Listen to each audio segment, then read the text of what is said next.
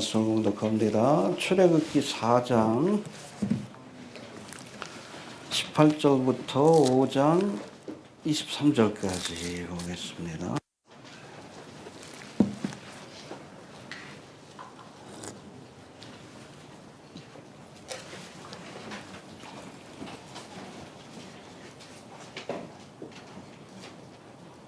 교독합니다. 모세가 장인 이드로에게로 돌아가서 그에게 이르되 내가 애굽에 있는 내 형제들에게로 돌아가서 그들이 생존하였는지 보려 하오니 나로 가게 하소서. 이드로가 그에게 평안히 가라 하니라.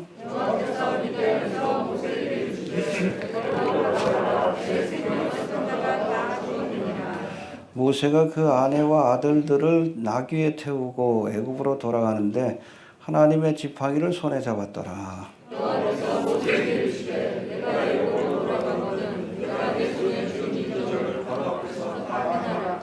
그러나 내가 그의 마음을 강박케 한즉 그가 백성을 하리니 너는 바로에게 이르기를 여호와의 말씀에 이스라엘은 내 아들 내 장자라. 내가 너에게 이르기를 내 아들을 모아서 나를 섬기게 하라 하더라도 내가 그를 거절하니 내가 내 아들 내 장자를 주리라 하셨다. 여호와께서 길의 숙소에서 모세를 만나 그를 죽이려 하시는지라.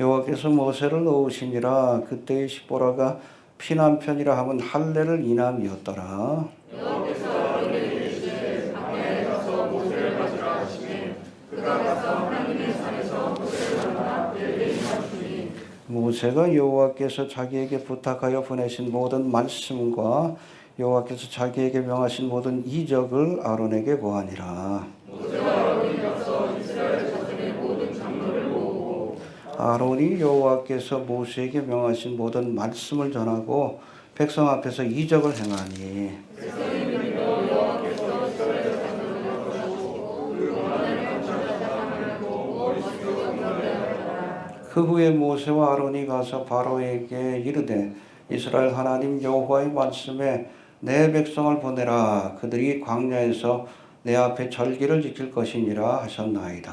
바로가 이르되 여호와가 누구한테 내가 그 말을 듣고 이스라엘을 보내느냐 나는 여호와를 주목하니 이스라엘도 보내지 아니하리라. 그들이 가로되 히브리인의 하나님이 우리에게 나타나셨은즉 우리가 사흘길쯤 광야에 가서 우리 하나님 여호와께 희생을 드리려 하오니 가기를 허락하소서. 여호와께서 온역이나 칼로 우리를 치실까 두려워하나이다.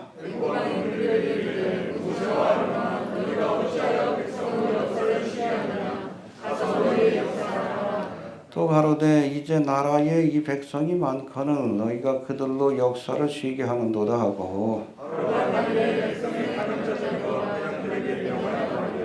너희는 백성에게 다시는 벽돌 소형의 짚을 전과 같이 주지 말고 그들로 가서 스스로 죽게 하라.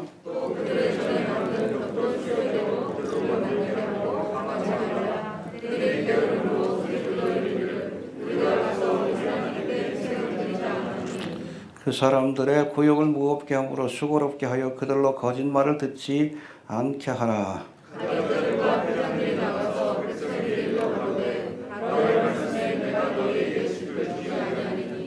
너희는 짚을 얻을 곳으로 가서 주우라. 너희 일은 조금도 감하지 아니하리라 하셨느니라.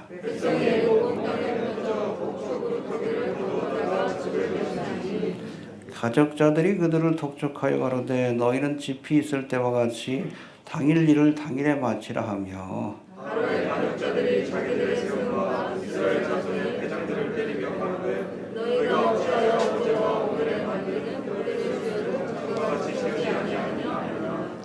이스라엘 자손의 회장들이 가서 바로에게 호소하여 가로되 왕은 어찌하여 종들에게 이같이 하시나이까. 종들의 집을 주지 아니하고 그들이 우리로 벽돌을 만들어 하나이까. 종들이 왕의 백성의 허물이니까. 바로가 가로되 너희가 게으르다 게으르다. 그러므로 너희가 이르기를 우리가 가서 여호와께 희생을 드리자 하는도다. 이제 가서 일어나 집을 너희에게 주지 않으시더라도 너희가 벽돌을 주의 마칠지니라. 이스라엘 자손의 패장들이 너희의 매일 만드는 벽돌을 조금도 감하지 못하리라 함을 듣고 화가 몸에 미친 줄 알고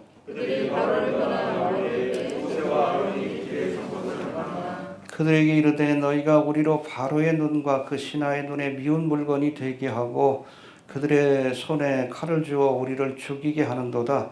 여호와는 너희를 감찰하시고 판단하시기를 원하노라.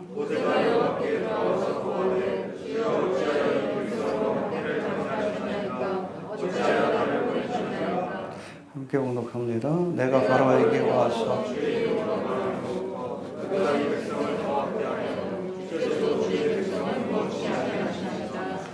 아멘. 해봅시다. 당신은 내게 피난편이로다.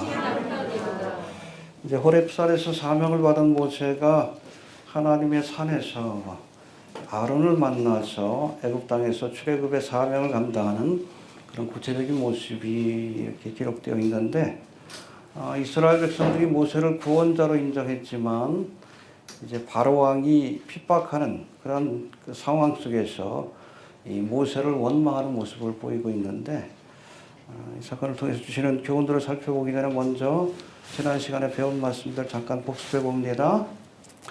모세에게 하나님께서 해봅시다. 아브라함의 하나님, 이삭의 하나님, 야곱의 하나님 여호와.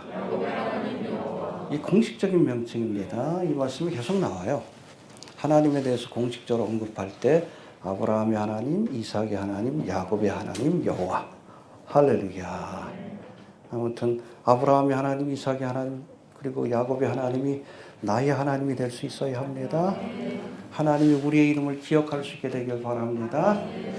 알겠습니까? 예.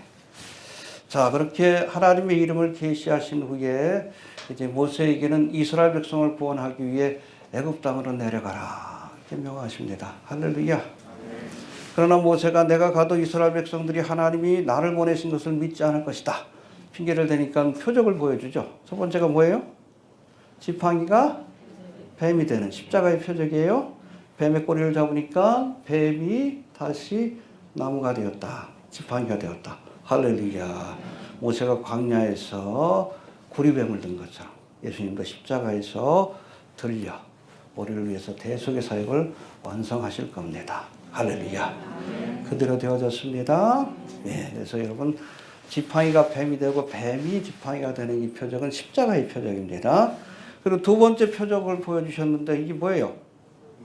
품에다가 손을 넣었다 빼니까 문둥병이 바라고, 그리고 다시 넣었다가 빼니까 온전히 치료되는. 할렐루야.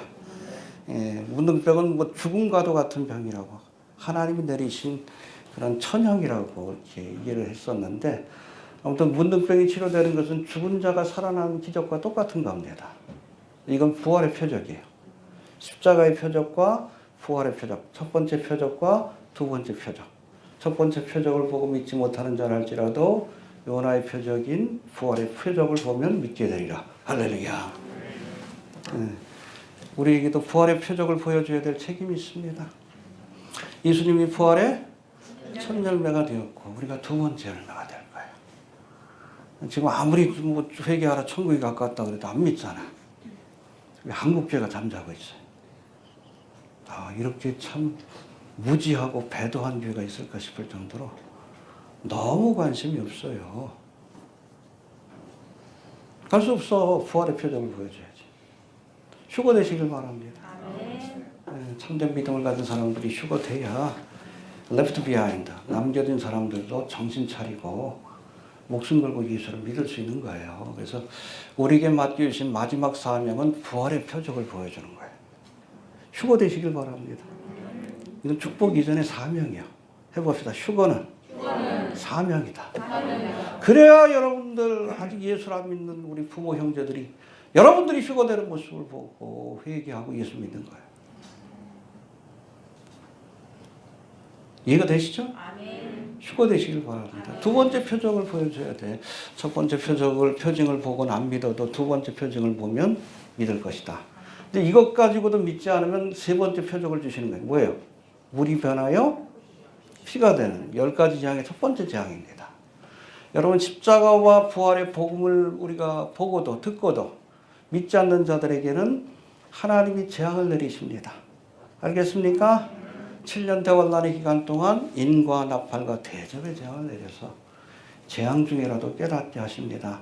여러분 은혜를 베푸실 때 은혜의 표적을 보여주실 때 회개할 수 있게 되길 바랍니다. 그렇지 않으면 물이 변하여 피가 되는 재앙의 표적을 우리가 보게 될 겁니다. 늘 얘기하지만 예고편만 보고 갑시다. 또 밑에 뭐 이상한 애가 하나 올라왔던데 예고편만 보고 갑시다. 알겠습니까? 예고편이에요. 이해가 되시죠? 예. 자, 그러나 이런 표적들을 보고도 이번에는 모세가 뭐라고 핑계를 냅니까? 입술이 어눌하다.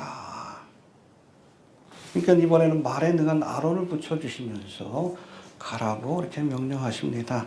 여러분 가라 그럴 때 그냥 가야 합니다. 부르시면 그냥 가세요. 필요하면 능력도 주시고 할렐루야. 필요하면 일꾼도 붙여주시는 겁니다. 예, 그냥 가시길 바랍니다. 핑계대다가 책망받지 말고. 내가 누구를 보내며? 나를 보내셔서 내가 여기 있나이다. 이사야처럼 그렇게 믿음으로 아멘 하면 하나님께서 필요한 능력도 주시고 필요하면 물질도 주시고 또 필요하면 사람도 붙여주셔서 능히 감당하게 하실 줄로 그렇게 믿으시길 바랍니다. 자, 이제 본문 말씀 들어갑시다. 우리 4장 18절부터 20절까지 시작. 모세가 장인이 기로에게로 돌아가서 그에게 이르되 내가 애굽에 있는데 형제들에게로 돌아가서 그들이 생존하였는지 우려하니 나로 가게 하소서. 그들과 그에게 평안히 가라 하니라. 여호와께서 이스라엘에서 모세에게 이르시되 애굽으로 돌아가라. 내 생명을 찾는 자가 다 죽었느니라. 모세가 그 아내와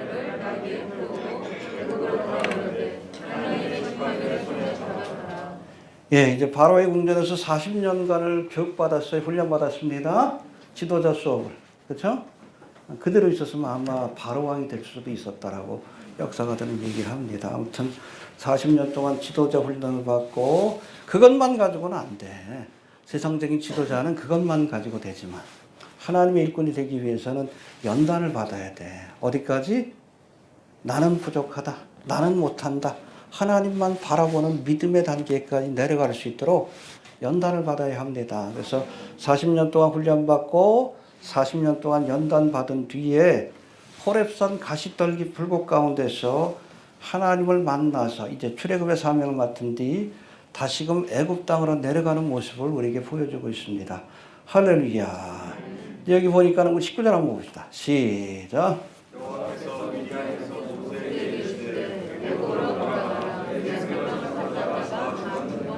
예, 하나님이 모세에게 애굽 땅으로 돌아가라라고 명하시면서 내 생명을 찾던 자가 다 죽었느냐.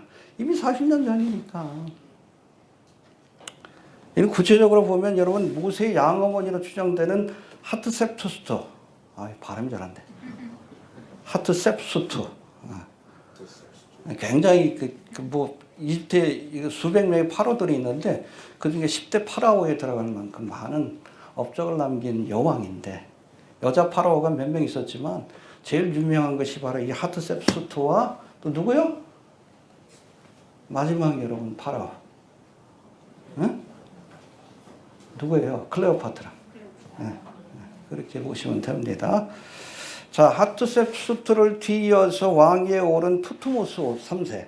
그러니까 어릴 때 아버지가 죽으니까 하트셉수트가 섭정을 했어요. 한 20년 넘게. 그러다가 이 투트모스 3세에게 왕위가 넘어갑니다.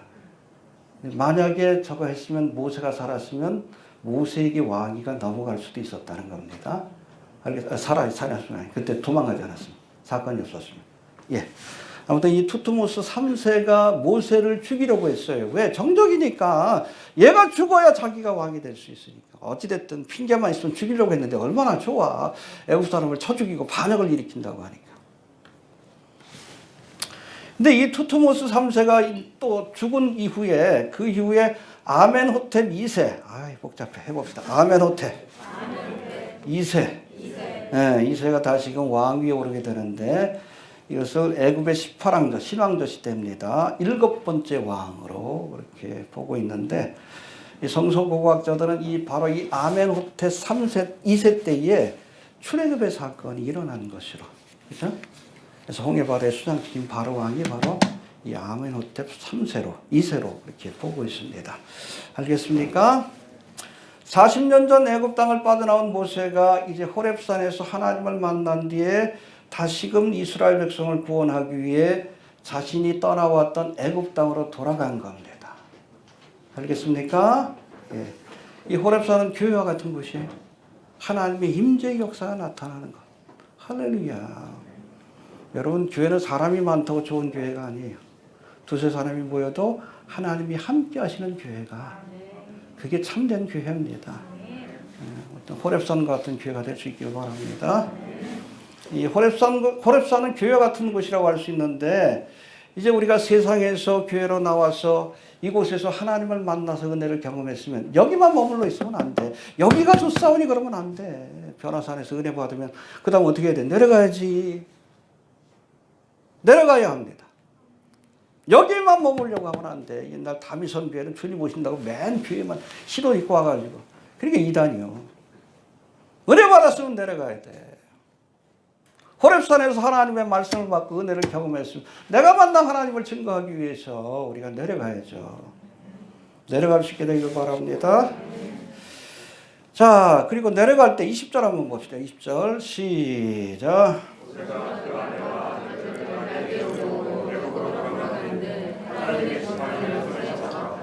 예, 하나님의 지팡이를 잡아야 합니다.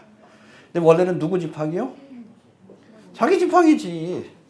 근데 하나님께 맡겼더니 능력의 지팡이로 바뀌었어요. 할렐루야. 이적을 일으키는. 예.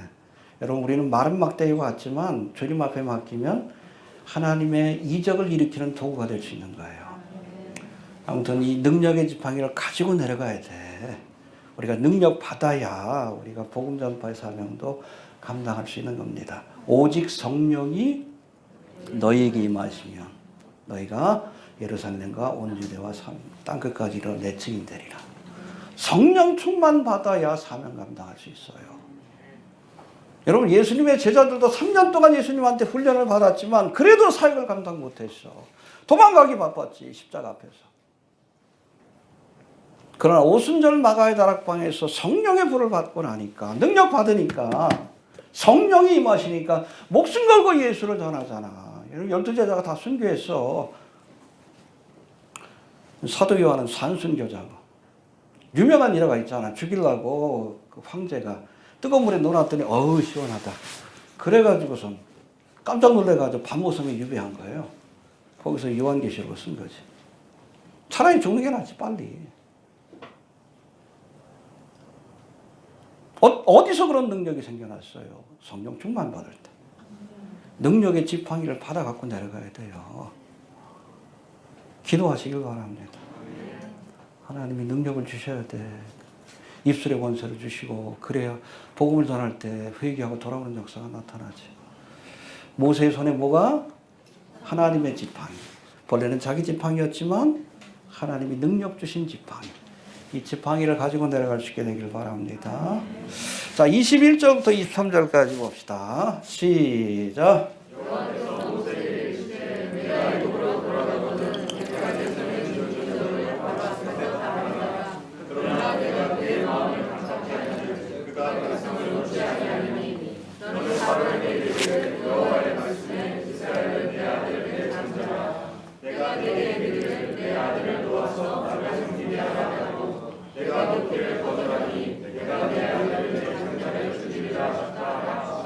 예, 애굽으로 돌아가는 모세에게 하나님은 내가 애굽으로 돌아가 바로 왕 앞에서 이적을 행하나 바로의 마음이 강팍하여 이스라엘 백성을 내어보내지 않을 것이다.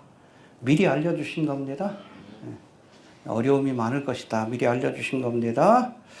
이스라엘 백성들을 구원하는 사역이 순탄치 않을 것임을 모세에게 미리 알려주신 것인데, 우리가 이어서 10가지 재앙이 내려질 때 이 바로를 보면 처음에는, 초창기 때는 스스로 마음을 강팍하게 했어요.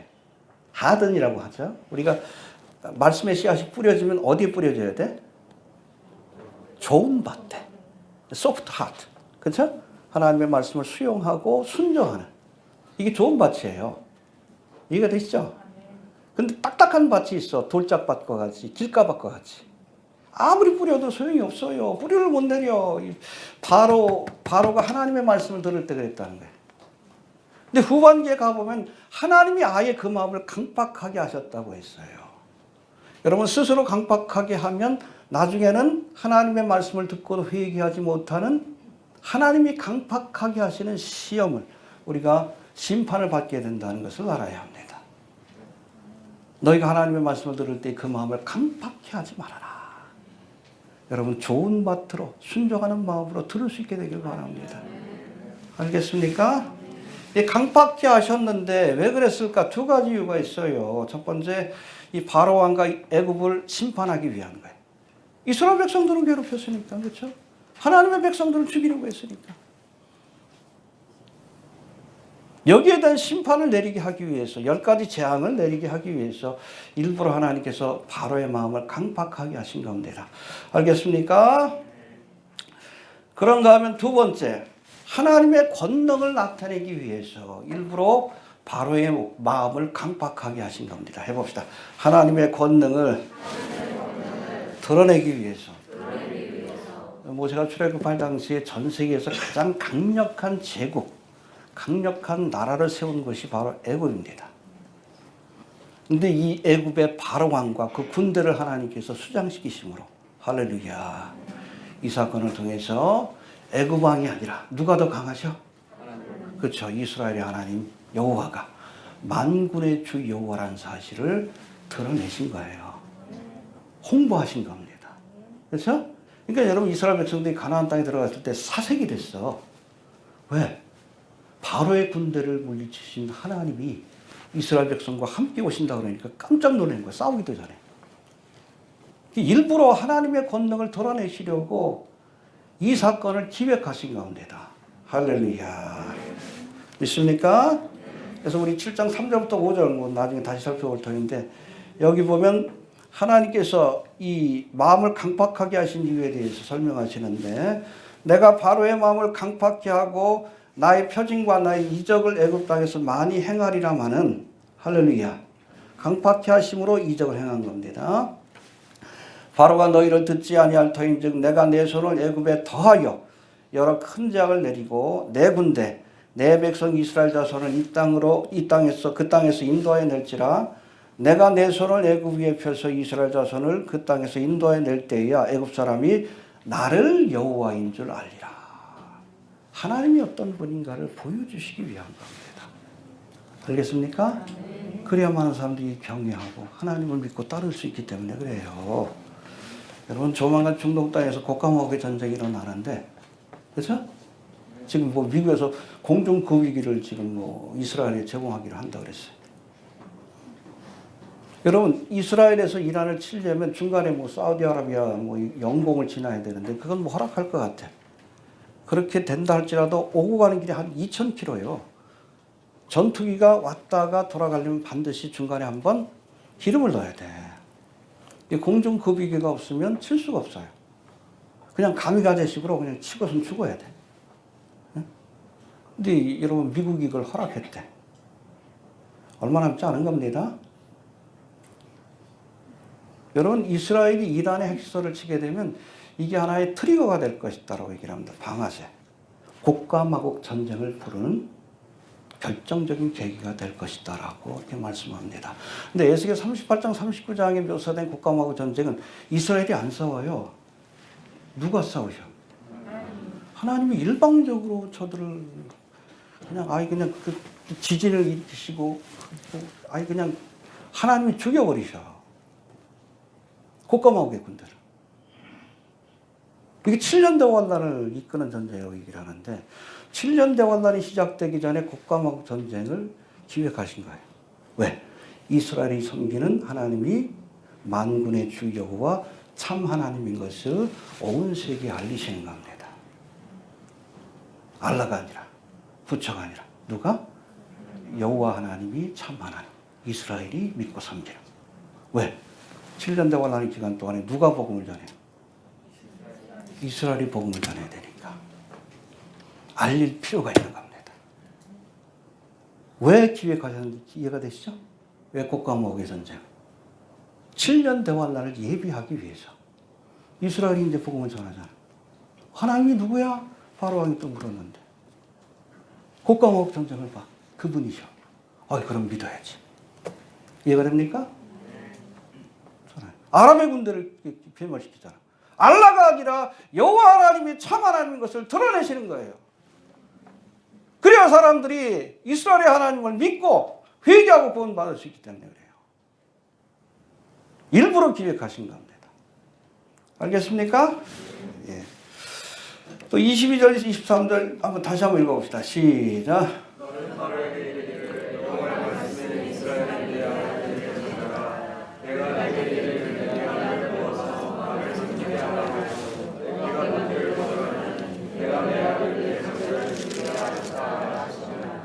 예, 너희가 내 장자인 이스라엘 주였으니 나도 너희의 장자를 죽이겠다. 그래서 10번째 재앙이 장자의 재앙 아니에요. 이스라엘은 하나님의 장자라고 분명히 말씀하십니다. 이스라엘 백성을 그냥 죄도 없는 이스라엘 백성을 태어나자마자 그냥 하수에 던지게 하고 아주 잔혹하게 죽였잖아요. 그러니까 하나님께서 똑같이 갚아주시는 거예요. 아브라함에게 주신 약속이 뭐예요? 너를 축복하는 자에게는 축복, 저주하는 자에게는 그렇죠. 똑같이 갚아주신다. 스가랴서에서는 특별히 이스라엘을 하나님의 눈동자라고 표현합니다. 눈 한번 팍 찔러봐. 이스라엘을 건드리면 하나님께서 화내신다는 거예요. 하나님이 진노하시고 갚으신다는 거예요. 그러나 이스라엘을 복되게 하면 그에게는 축복을 주리라. 할렐루야. 중동의 상황이 지금 복잡하죠. 우리도 이때 좀 지혜롭게 해야 돼요. 이스라엘 편에 서야 합니다. 이란 편에 서면 안 돼. 이스라엘 편에 서야 돼. 복되게 하는 자에게 복을 주시고 저주하는 자에게 해하는 자에게 하나님의 심판이 내려진다고 분명히 말씀합니다. 지금까지도 유효한 말씀입니다. 지금까지도 이스라엘은 하나님의 장자요 하나님의 눈동자요. 저들을 복되게 하면 복을 받습니다. 그 원칙을 지켜서 그 말씀을 지켜서 축복받은 나라가 미국이에요. 2차 대전 때 유럽에서 유대인들이 쫓겨났을 때 그거 받아주고 그렇죠? 지금까지도 이스라엘을 후원하는 후원자의 역할을 해왔어. 그러니까 여러분 2차 대전 이후에 미국이 세계를 지배했지. 그러다 지금 뭐 최근에 와가지고 오바마 때부터 안티세미티즘 오히려 아랍 편을 드는 이상한 정책을 펼치면서 구분이 세하기 시작한 겁니다. 이해가 되시죠? 네. 축복하는 자에게 축복하시고 저주하는 자에게 저주가 내릴 것이다. 네. 기억할 수 있게 되길 바랍니다. 자, 24절부터 26절까지 아주 흥미로운 사건이 여기 기록되어 있는데 봅시다. 시작. 여호와께서 그의 숙소에서 모세를 만나사 그를 죽이려 하시니라. 시코라가 처녀들과 그가 그의 양들을 내어 모세의 앞에 던지며 가되 당신은 참으로 내게 피난을 받았나니 여호와께서 모세를 도우시며 그때 시코라가 그 양들을 하면 할례를 하니라. 그래서 성경의 난제 가운데 하나입니다. 이해가 참 안 되는 말씀 가운데 하나인데 이것도 십자가의 사건을 해석하지 않으면 우리가 해석을 할 수가 없어요. 해봅시다. 당신은 나의 피난편이라. 이제 출애굽의 사명을 감당하기 위해 모세가 아내인 십보라와 두 아들들, 모세에겐 두 아들이 있었어요. 첫 번째 아들의 이름은 게르솜, 내가 이방인에서 나그네가 되었다. 또 둘째 아들의 이름은 엘리에셀, 하나님의 도우심. 그러니까 아브라함의 종의 이름도 엘리에셀인데 모세의 둘째 아들의 이름도 엘리에셀입니다. 이해가 됩니까? 예. 아무튼 십보라와 이 게르솜 엘리에셀과 함께 그렇게 애굽 땅으로 내려가고 있었습니다. 알겠습니까? 근데 길을 가던 모세를 여호와 하나님이 찾아와서 죽이려고 하셨다라고 말씀합니다. 이상하잖아요. 가라 하실 때는 언제고 왜 또 죽이려고 했을까? 그렇죠? 좀 이해가 되지 않는 말씀인데 우리가 이어지는 말씀을 통해서 그 이유를 우리가 짐작해 볼 수 있습니다.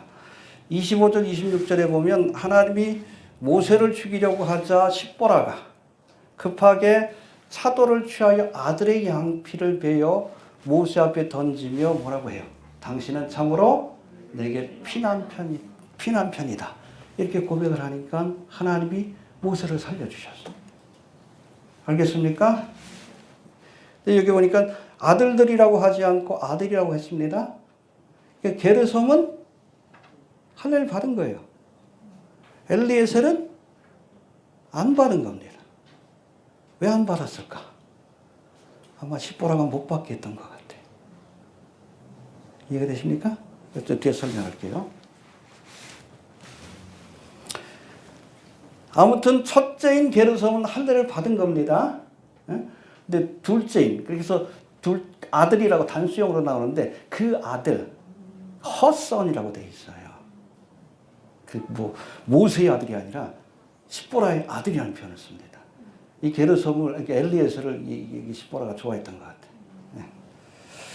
아무튼 이 둘째인 엘리에셀은 할례를 받지 않은 것으로 보이는데, 잘 들으세요. 모세가 이스라엘을 구원하는 사명을 감당하기 위해 길을 가면서도 정작 자기 아들에게는 언약의 표징인 할례를 행하지 않았기 때문에, 그렇죠?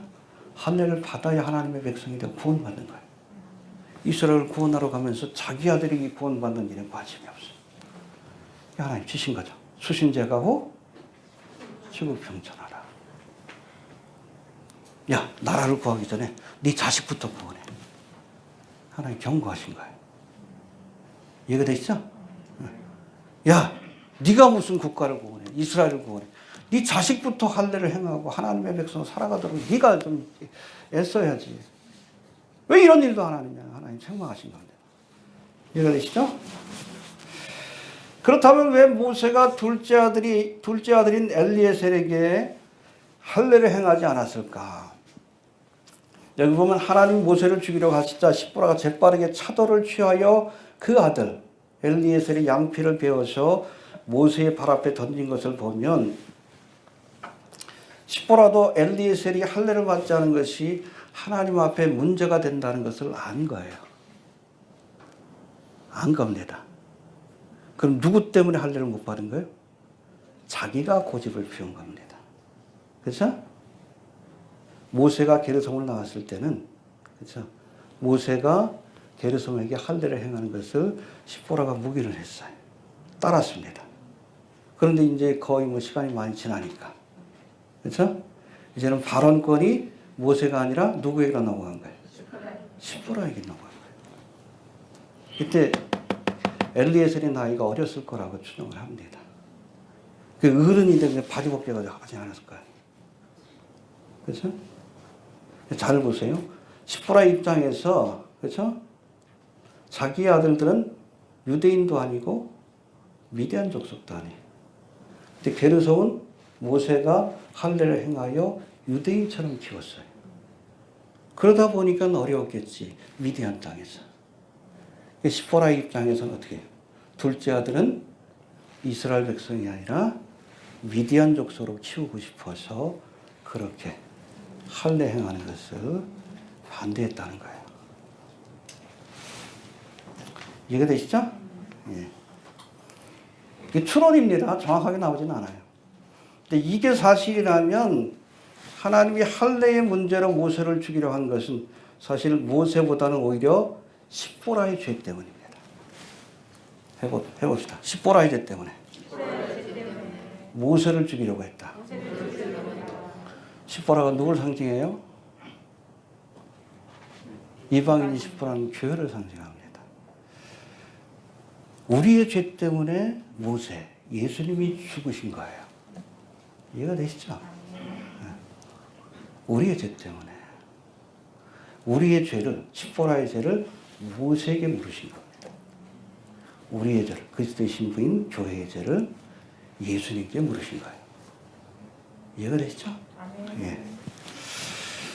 여하튼 이 사건 이후로 십보라와 두 아들들은 모세와 함께 애굽 땅으로 내려가지 못하고 이 모세가 돌려보내요. 18장 한번 봅시다. 18장 2절 3절.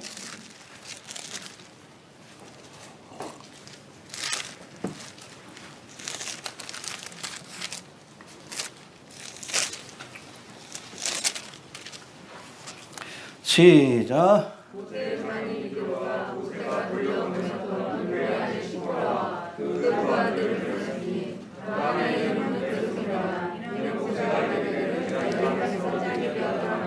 예, 돌려보냅니다. 왜? 출애굽의 사명을 함께 감당할 수 없다라고 여기고 돌려보낸 거예요. 원래는 함께 하려고 했는데. 돌아갔다가 이제 모세가 출애굽한 이스라엘 백성들을 데리고 미디안 광야로 돌아왔을 때 비로소 제외해서 다시 만나가지고 이스라엘 백성과 함께 십보라가 그리고 두 아들들이 가나안 땅으로 돌아간 겁니다. 해봅시다. 미디안 광야에서 다시 만나 가나안 땅으로 들어갔다. 이게 종말에 관한 사건을 아주 예표하는 중요한 단서가 되는데, 여러분 모세가 십보라를 돌려보내므로 출애굽의 사명에 십보라가 함께하지 못했습니다. 이게 뭐예요? 여기서 십보라가 교회를 예표한다면 장차 7년 대환란의 기간 동안에 이스라엘이 민족적으로 회개하고 구원받는 사건에 십보라, 교회가 할 일은 없다. 그 전에 교회는 본향으로 돌아갑니다. 이해가 되시죠? 누가 해요? 이스라엘 백성을 구원하는 사람. 모세와 아론. 7년 대환란 때는 두 증인. 교회가 할 일은 없어요. 교회는 그 전에 돌아갑니다. 본향으로. 천국으로. 할렐루야.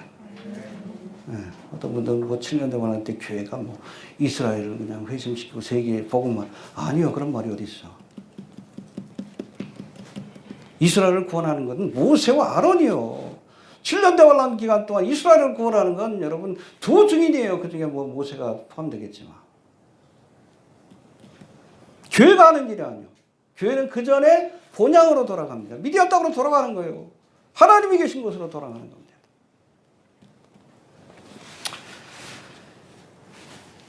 이해가 되시죠? 근데 모세와 아론이 뭐 내려가가지고 하나님의 말씀을 전하면서 기적을 보여주잖아. 7년 대환란 때도 두 증인이 기적을 보여주면서 하나님의 뜻을 전할 때 이스라엘이 민족적으로 회개하는 역사가 나타나는 겁니다. 그 가운데 14만 4천 명이 택함을 받고 전 세계로 흩어져서 복음을 전한 거예요. 할렐루야. 정확하게 말씀해 주셨습니다. 십보라는 같이 안 갑니다. 알겠습니까? 돌아갑니다. 본향으로 돌아갑니다.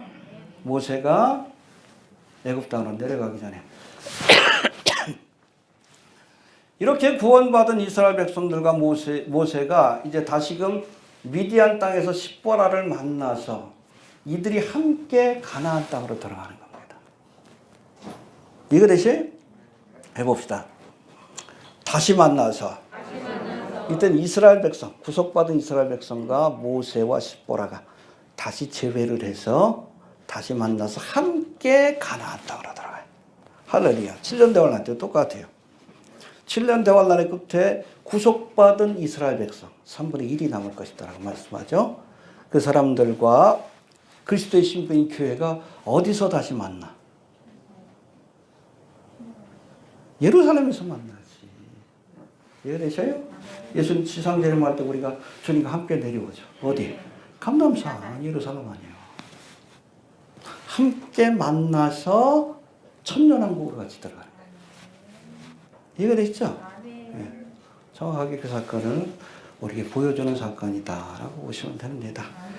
알겠습니까? 또 25절에 보면 25절 다시 봅시다. 시작.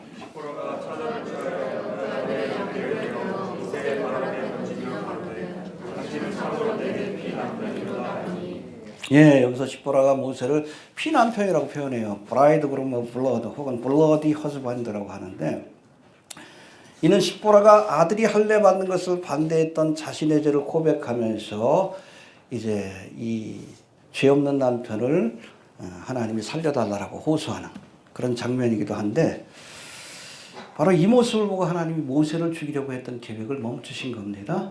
할렐루야. 예. 여러분, 이처럼 피난편은 1차적으로는 할례와 연관된 표현입니다. 알겠습니까? 그러나 영적인 면에서 보면 모세와 십보라는 그리스도와 교회를 예표하고 있기에 십보라가 모세를 피난편이라고 부른 것은 교회의 이름은 우리를 피로 값주고 사신 bloody husband, 피난편이 되신다는 겁니다. 이해가 되시죠? 예수님이 피난편이에요. 피로 값주고 사신. 그렇죠? 왜 좀 이상한 사건이 여기 기록되어 있을까? 여기에 여러분 하나님의 대속의 은혜와 구속의 계획을 하나님이 숨겨놓으신 거예요. 예수님은 우리의 피난편이 되십니다. 이해가 되십니까? 예. 너희가 알거니와 너희 조상의 유전한 망령된 행실에서 구속된 것은 은이나 금같이 없어질 것으로 하는 것이 아니요 오직 흠 없고 점 없는 어린 양 같은 그리스도의 보배로운 피로 한 것이니라. 예수님은 우리의 피난편이 되십니다. 나의 죄를 씻기는 예수의 피밖에 없네. 할렐루야. 또 우리가 구원에 관한 문제에 있어서도 자꾸 왜 우리가 율법주의에 빠지는가? 나 자신을 바라봐서 그래요. 우리가 피난편인 예수를 바라봐야 합니다. 우리에게 자격이 있어서 구원해 주신 게 아니에요. 예수님이 나를 위해서 십자가에서 대속의 피를 흘려주셨기 때문에 이 피를 볼 때에 하나님의 재앙이 패스오버, 넘어가는 겁니다. 본래는 죽어야 되는데 그게 유월절 아니에요.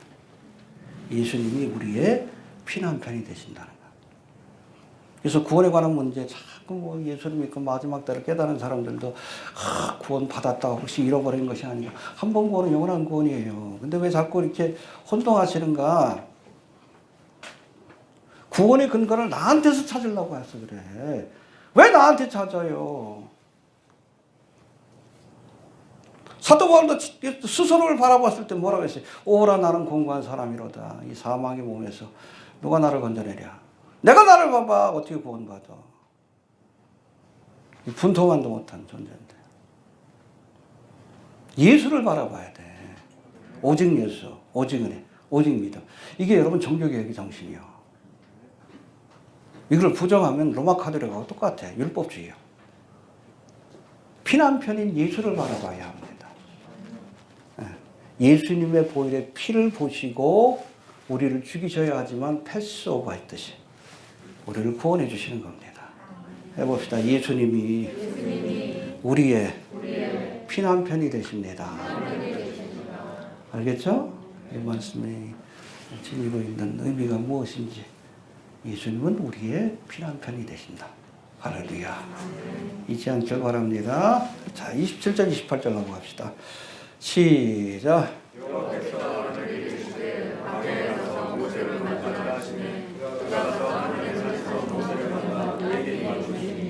모세가 여호와께서 자기에게 부탁하여 보내신 모든 말씀과 여호와께서 자기에게 명하신 모든 이적을 알기 위해 구하노라. 자, 27절, 28절은 애굽 땅을 떠난 지 40년 만에 모세가 누구를 만납니까? 그 형 아론을 만나는 장면인데 여기 말씀을 보면 하나님이 먼저 아론에게 지시를 내립니다. 지시하셔서 하나님의 산이 어디죠? 호렙산이지. 그러니까 여러분 모세도 출발한 거예요. 미디안 광야, 아론이 머물던 그곳. 여기서 여러분 제벨무사까지, 호렙산까지는 좀 거리가 돼요. 이렇게 길을 가다가 십보라가 돌아갔고, 그렇죠? 그래서 길을 가다가 하나님의 산 호렙에서 만난 건데 하나님도 아론을 미리 보내신 겁니다. 가서 모세의 말을 들어라. 할렐루야. 해봅시다. 하나님이 만나게 하셨다. 아론을 모세의 동력자로 붙여주시기 위해서 하나님이 만나게 하신 겁니다. 여러분 모세와 아론의 만남뿐만 아니라 여기서 이 호렙산, 하나님의 산은 교회를 상징합니다. 우리가 주는 교회 안에서 만난 것도 우연이 아니에요. 하나님이 만나게 하신 겁니다. 무엇을 위해? 영혼을 구원하는 사람에게 동력하라고. 특별히 종말의 복음을 증거하는 사람. 엊그제도 우리 조상희 선생님한테 전화를 해가지고 계속 푸시를 주고 있어. 빨리 가라고.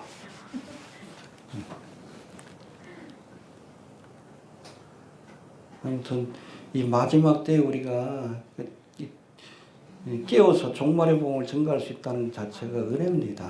미국교회는 그래도 한 10% 내지 20% 정도는 깨어 있어요. 마지막 때 복음을 전하고.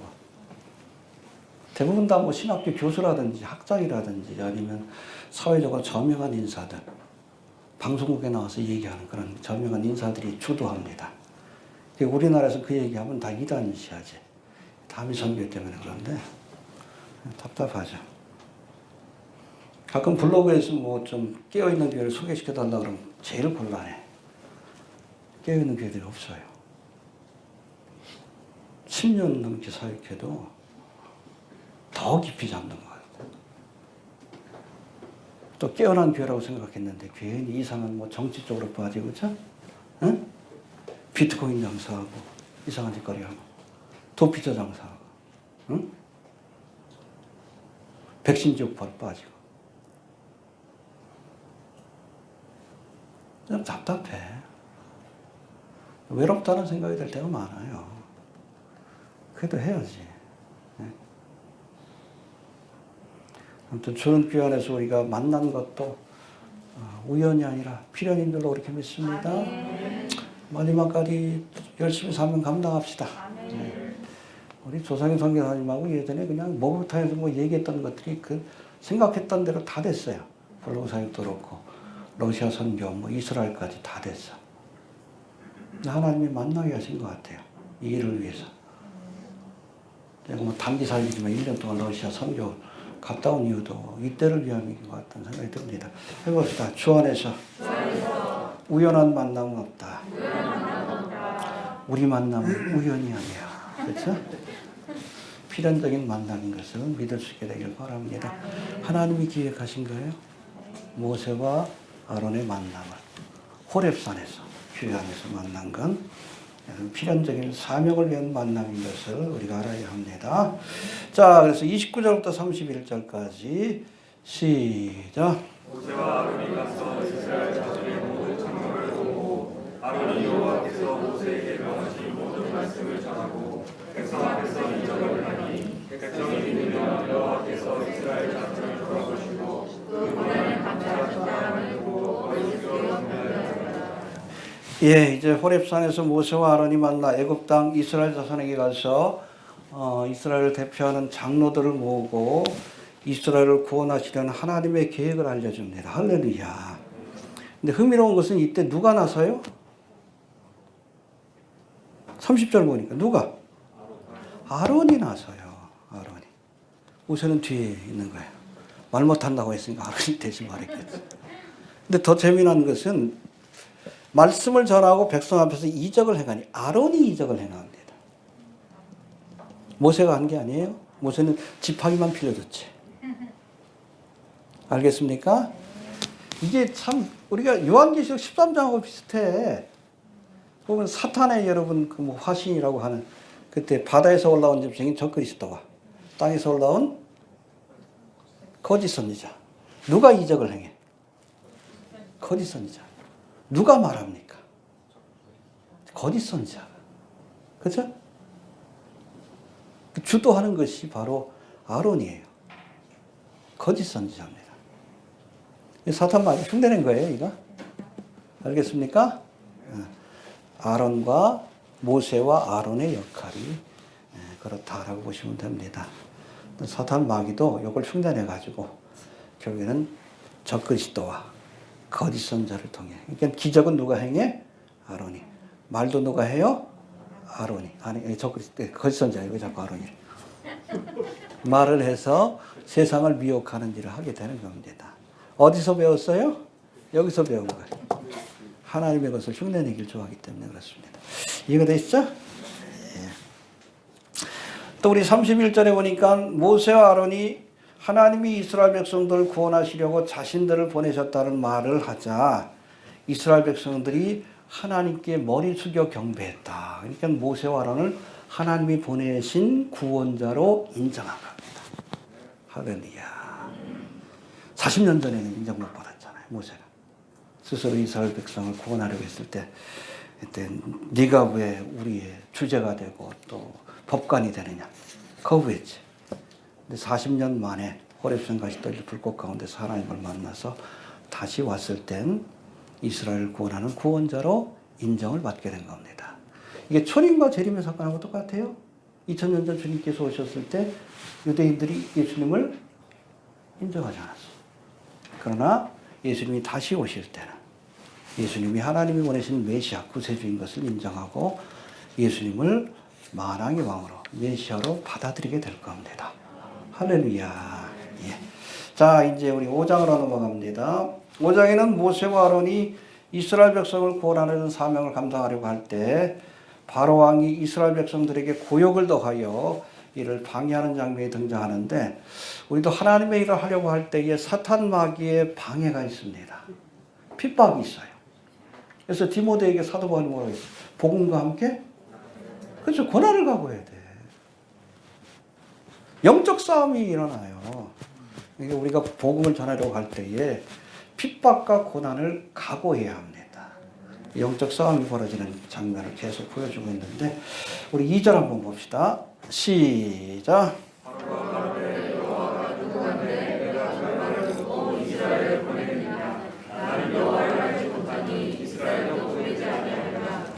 예, 이제 모세가 바로 왕을 찾아가서 이스라엘 하나님 여호와가 내 백성을 내어보내 광야에서 절기를 지키게 하라는 말씀을 주셨다라고 하자, 바로 왕이 뭐라고 반응합니까? 여호와가 누구지? 응? 난 여호와를 몰라. 응? 이 말을 직설적으로 해석하면 여호와라는 듣보잡 신이 누군지 난 몰라. 관심 없어. 그런 뜻이. 여호와를 모른다 그러니까 알려주신 거 아니에요. 10가지 재앙을 통해. 이해가 됩니까? 네. 사실은 여러분, 애굽에서 이 바로 왕은 호루스의 화신이에요. 인간의 몸으로 입고 온 호루스. 태양의 아들이라고 하는 호루스. 적그리스도도 호루스 이걸 상징을 하잖아. 그 뿌리가 여러분 애굽에서 시작된 거예요. 자기 자신이 신처럼 경배를 받는데 살아있는 신으로. 근데 뭐 히브리 노예의 신 여호와? 여호와가 누군데? 하나님이 알려주신 거예요. 뭘 통해? 10가지 재앙을 통해. 이해가 되십니까? 예. 이사야서에도 우리 비슷한 말씀이 나오죠. 어느 날 아수르의 왕 사네립이 이렇게 예루살렘을 포위하고 나서 히스기야에게 편지를 보내죠. 그래서 뭐라고 합니까? 여호와가 능히 내 손에서 예루살렘을 건지겠느냐? 항복해라. 하나님 앞에 그 편지를 탁 펼쳐놓고 히스기야가 기도했어요. 그날 밤에 사네립이 데리고 온 18만 5천 명을 다 죽여버렸어요. 하나님. 여호와가 누구간데 보여줄게. 사내림은 돌아갔다가 아들들한테 맞아 죽었어. 처참하게 죽여버리십니다. 어리석은 자는 그 마음에 일컬 하나님이 없다도다. 미련해서 그래요. 여호와가 누구간데 알려줄게. 그래서 10가지 재앙을 내리신 거예요. 여호와가 누군가인데 다 죽여버리시잖아. 사내립이 의지하는 18만 5천 군대를 다 죽여버리시잖아. 그때 사내립을 일부러 안 죽이신 거예요. 그 보라고. 하나님이 어떤 분인지 보라고. 다메섹으로 돌아가 아들들한테 죽었지. 우상에게 경배하다가 아들들한테 맞아 죽어가지고 왕위를 빼앗겼죠. 비참한 최후를 맞이하게 한 거예요. 하나님을 두려워할 수 있게 되길 바랍니다. 여호와를 경외하는 것이 지식의 근본이요 지혜의 근본이라고 했어요. 이 바로왕처럼 사내림처럼 여호와가 누구간데 교만한 마음으로 하나님을 대적하면 하나님이 알려주십니다. 두려워할 수 있게 되길 바랍니다. 네. 우리 7절부터 9절까지 봅시다. 7절, 9절, 5장 시작.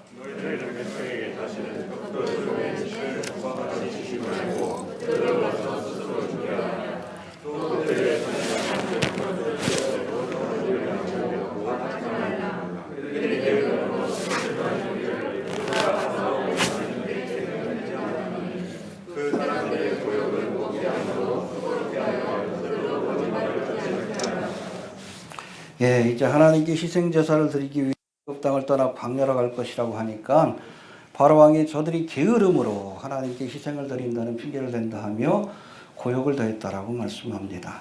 이 벽돌을 구울 때 진흙으로 구우니까 거기 집을 넣어야지 단단하거든요. 근데 그 집을 원래는 공급을 해줘야 되는데 안 주는 거예요. 그 지푸라기도 또 구하러 다녀야 돼. 일이 2배가 된 거지. 고욕을 통해서 바쁘게 한 겁니다. 해봅시다.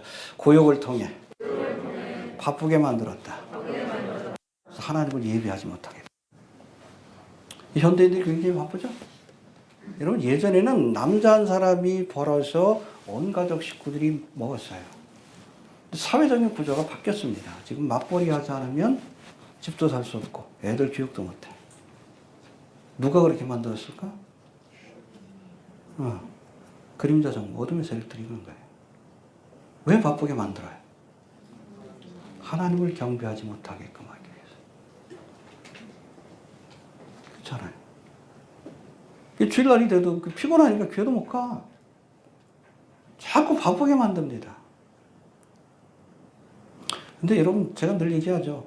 하나님을 섬길 수 없을 만큼 바쁘면 너무 바쁜 거예요. 바빠도 너무 바쁜 겁니다.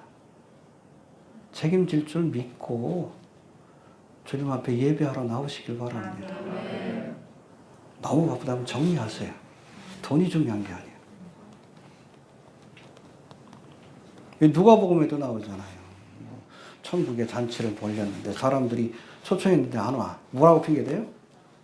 바쁘다. 소도 사야 하고 장가 가야 하고 논밭에 가서 할 일은 많다. 지금 현대인들이 그렇잖아. 바쁘다는 핑계로 교회 안 나오잖아. 바쁜 일이 중요한 일은 아니에요. 미련한 사람은 바쁜 일을 하다가 중요한 일을 놓쳐요. 지혜로운 사람은 아무리 바빠도 중요한 일을 먼저 합니다. 자꾸 사탄만 바쁘게 만들어. 하나님을 예배하지 못하도록. 그 굴레에서 벗어나야 합니다. 조금 가난하면 어때? 그렇죠? 응? 주님 섬기는 것이 축복입니다. 이해가 됩니까? 예. 그 다음에 19절, 21절 봅시다.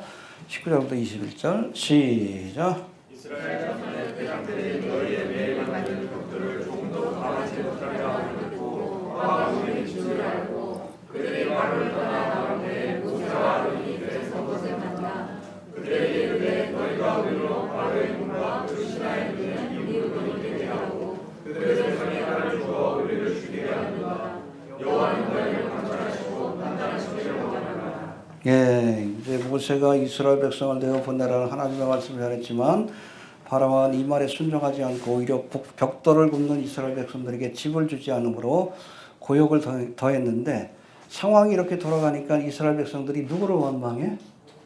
모세를 원망하지. 일부러 그렇게 한 겁니다. 이관계예요. 그렇죠? 지도자와 백성들을 원수지게 만드는.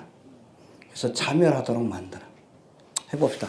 이관계에 성공했다. 그렇죠? 성공한 듯 보이는 겁니다.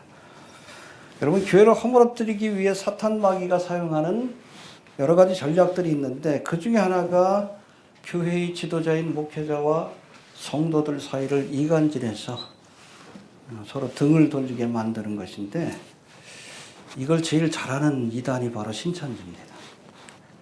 전에 우리 조상현 선생님한테 얘기 좀 들었는데 어느 목사님 강남에서 이렇게 개척을 해가지고 교회가 아주 건실하게 성장을 했대요.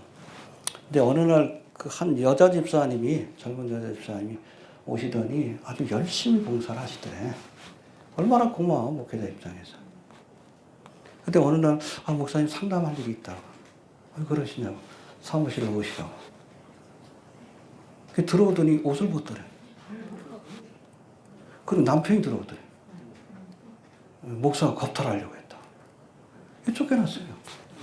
신천지에서 보낸 사람들이에요. 신천지가 접수해버렸어요. 이런 짓거리들을.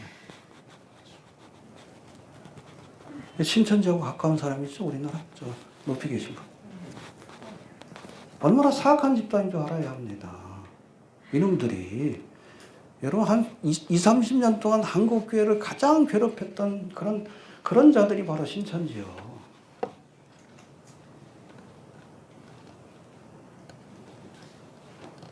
아유, 근데 그 신천지하고 그 한국교회가 합해가지고 이상한 사람을 대통령을 만들어버렸어요. 함께해서는 안 될 자들이에요. 마귀 새끼들입니다.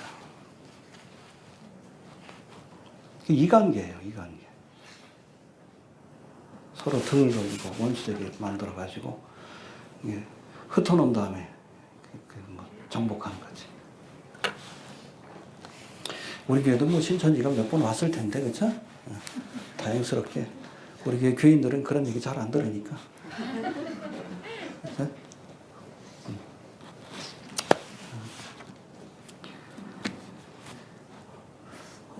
혹시 왔으면 회개하고 돌아가세요?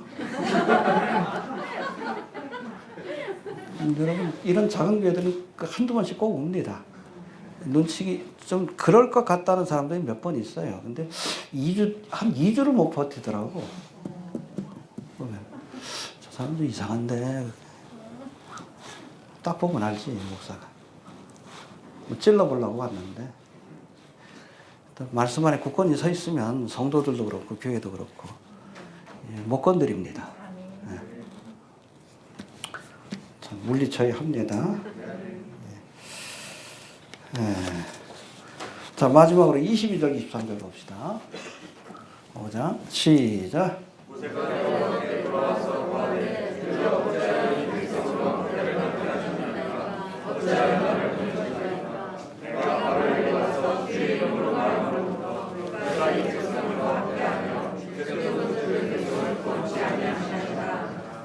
아무튼 이스라엘 백성들이 고역으로 인해서 모세를 원망하자 모세가 뭐 했습니까? 이 일을 가지고 하나님 앞에 기도했어요. 환난 날엔? 아무튼 이 사건 이후로 모세는 어려운 일을 만날 때마다 기도해. 그래서 출애굽기 뭐 민수기까지 쭉 보면 이 모세는 기도의 사람이에요. 어려운 순간이 만날 때마다 뭐 광야 데려갔는데 보니까는 또 물이 떨어졌어. 원망하지. 하나님 앞에 기도했어요. 기도했더니 반석에서 물이 나게 하시고 할렐루야. 또 조금 지나가다 보니까 식량이 떨어졌어. 원망하지. 모세가 하나님 앞에 엎드려 기도합니다. 그러니까 만나와 메추라기를 내려주셨고 할렐루야. 조금 더 지나가다 보니까 아말렉 족속 이스라엘 백성들을 또 치네. 그때도 기도했지. 두 손 들고 기도하니까 아말렉 족속에 물러가는 역사가 나타났습니다. 할렐루야. 이후로 뭐 고라당이 탁 일어나가지고 모세와 아론의 번위에 도전할 때 그때도 보면 재미나요. 성경에 보니까 민수기에 나오는데 모세가 엎드렸다. 기도한 거예요. 해야 할 일을 하나님이 알려주시지. 누가 참으로 하나님 세우신 그런 일꾼인지를 보여주시고 저들을 심판하셨습니다. 환난 날엔 예. 아무튼 우리가 광야길을 걷는 것처럼 믿음의 여정이 이렇게 쉽지는 않아요. 모세도 참 어려운 일들을 많이 겪었어. 그때마다 엎드렸어요. 그때마다. 계속 반복이 됩니다. 중요한 사건 때마다. 우리가 믿음의 길을 가다 어려운 일을 만나면 원인이 어찌됐든 환난 날엔 하나님 앞에 기도할 수 있게 되길 바랍니다.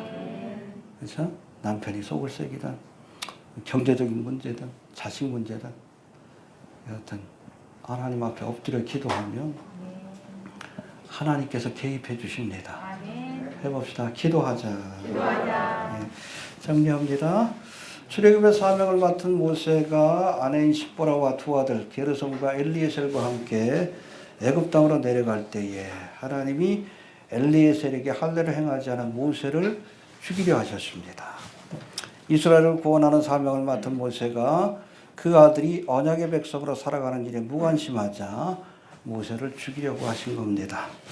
이 상황을 눈치챈 십보라가 재빠르게 엘리에셀에게 할례를 행한 뒤에 그 표피를 모세의 발 앞에 던지며 당신은 내게 피난 편이라고 그렇게 선언했는데 우리를 위해서 십자가에서 피 흘리신 예수님도 우리의 피난 편이 되신다는 사실을 잊지 않길 바랍니다. 봅시다. 예수님은 우리의 피난 편이 되신다. 그것만 기억하셔도 돼요. 당신은 나의 피난 편이십니다. 할렐루야. 이후로 모세는 여호와의 산에서 아론을 만나서 이스라엘 백성들에게 저들을 구원하시려는 하나님의 뜻을 전하고 바로 왕에게도 내 백성을 내어보내라는 하나님의 뜻을 전했습니다. 그런데 바로 왕이 하나님을 멸시하고 오히려 이스라엘 백성들에게 고역을 더함으로 이스라엘 백성들이 모세를 원망하게 만들었다 했습니다. 어떤 이런 어려운 일을 만날 때 모세가 뭘 했다고요? 기도했습니다. 우리도 기도합시다. 네, 앞이 깜깜한데 어려운 일을 만날 때 기도하면 하나님이 개입해 주실 줄로 그렇게 믿습니다. 알겠습니까? 주신 말씀 붙들고 기도합시다. 하나님, 오늘도 이 출애굽기 귀한 말씀을 통해